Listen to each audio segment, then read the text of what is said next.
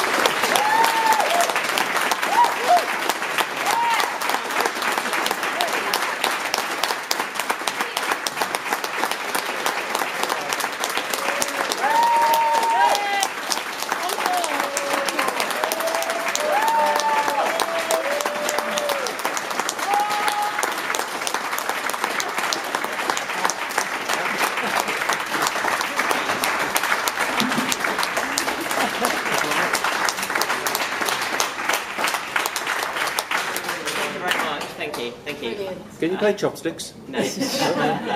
Goodness me. Yeah. I need to learn how to play Happy Birthday as well, don't I? Yeah. Well, thank you very much for coming. Thank you. Yeah, and there's some program notes in front of you, which you might not have understood or not, I don't know.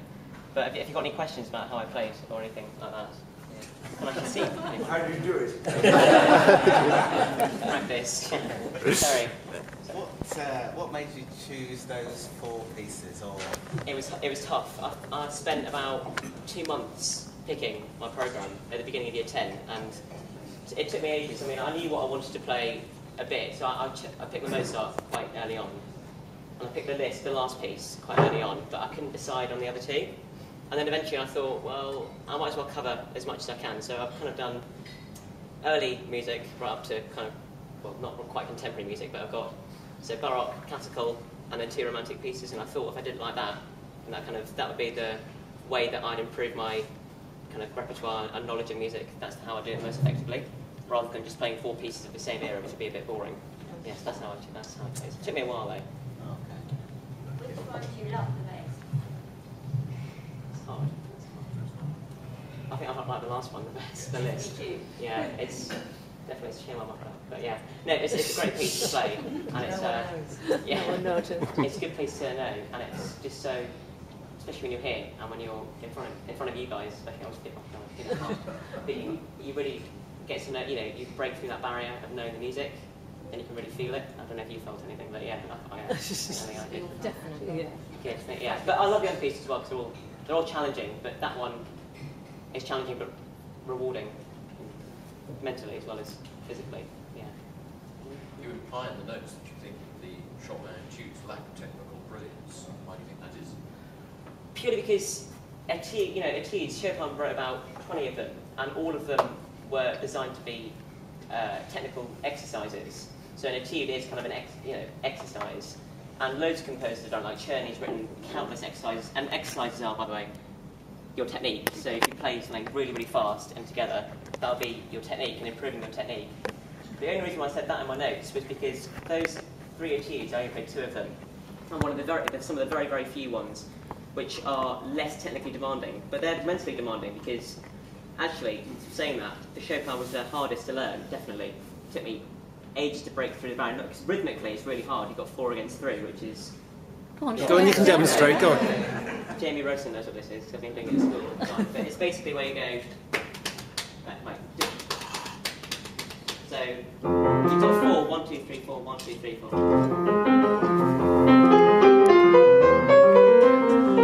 Yeah, so that's hard to... That's hard. But also, I didn't click with that. I didn't like it until... So I've never played anything like that before. So it took me months and months. And I've never come across anything like that, because if you look at the music, there are about 50 bar phrases where on your right hand, and it's just a completely different way of playing, because believe it or not, some pieces you play with your hands quite over, that's when you're doing fast, but with that, you flatten your hands out, and that was really hard. Anyway, back to your question, I'm going to have to anyway. So yeah, they're not, yeah, actually that's made it sound quite technically difficult. Yeah, but it is, yeah, I might have to erase that line. The only reason why I said that was because compared to the other etudes that Chopin wrote, they're not as technically demanding in terms of, you know what I mean? Yeah, that's the only reason why I said that. Any other questions? What is a perfect cadence and where did it come from? What is perfect? What's it called? Cadence. It's at the end of every sentence, everything here. Cadence. Cadence. You see, I know nothing. Right. That's your job. Yeah. Right, okay. A cadence is basically how you finish off something. So a perfect cadence is where you just go, or, just did An obvious end. Right.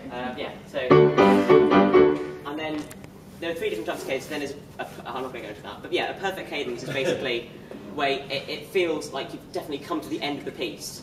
So it's all the symphonies you listen to by Mozart or anything, they have a massive chord at the end, and then then you actually feel like the piece is over. Right. That's what a perfect cadence is. Thank you.